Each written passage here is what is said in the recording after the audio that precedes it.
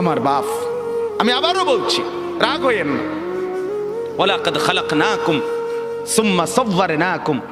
আল্লাহ বলেন, বান্দা আমি তোমাকে বানিয়েছি, আমি তোমাকে সাজিয়েছি, আমি সাজিয়েছি, বানাইছি আমি, সাজাইছি আমি। আরে বান্দা তুমি জানো তোমাকে বানাইতে গিয়ে প্রথম আমি রব্বুল আলামিন খাদ্যের উপাদান সারা পৃথিবীর থেকে প্রস্তুত করেছি।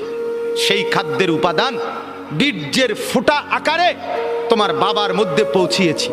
সেই বীর্যের ফোঁটা নির্দিষ্ট একটা সময়ে তোমার মায়ের জরায়ুতে রেহেমে আমি পৌঁছাইছি।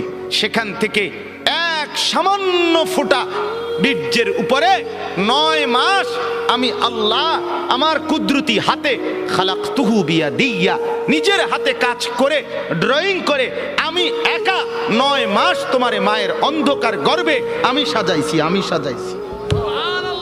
ওই বান্দা তুমি জানো না, নাক আমি লাগাইছি, চোখ আমি লাগাইছি, কান আমি লাগাইছি, ঠোঁট আমি লাগাইছি, দাঁত আমি লাগাইছি, জিহ্বা আমি দিয়েছি, হাত আমি দিয়েছি, পাও আমি দিয়েছি। বলো বান্দা, আমি এখানে নাক লাগাইছি, তোমার আপত্তি আছে কিনা বলেন? আল্লাহ এখানে চোখ লাগাইছে, আপত্তি আছে কিনা বলেন? আল্লাহ এখানে কান লাগাইছে, আপত্তি আছে কিনা বলেন? আল্লাহ এখানে ঠোঁট লাগাইছে, আপত্তি আছে কিনা বলেন? আরে মুসলমান, যদি আর কোনোটার মধ্যে আপত্তি না থাকে তো এখানে আপত্তি করলেন কেন? নাক বদলান, চোখ বদলান, কান দুইটা একত্র করে ফেলেন, ঠোঁট একটা খুলে ফেলেন, দাঁত অর্ধেক ভেঙে ফেলেন, আল্লাহর ডিজাইন বদলে দেন। কি ব্যাপার বলেন?